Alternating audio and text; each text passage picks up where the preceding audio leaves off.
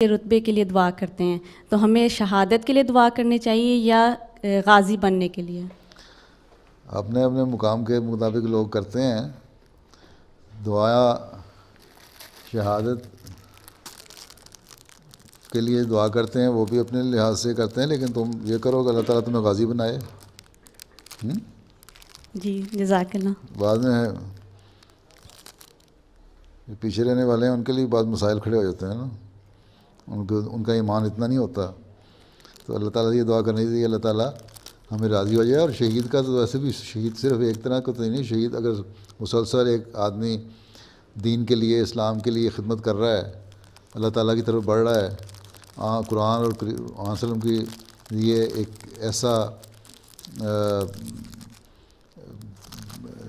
شخصیت بن رہا ہے جو ہر وقت توجہ اس کی طرف ہے، شاید شہادت، یہ بھی شہادت کا درجہ ہے۔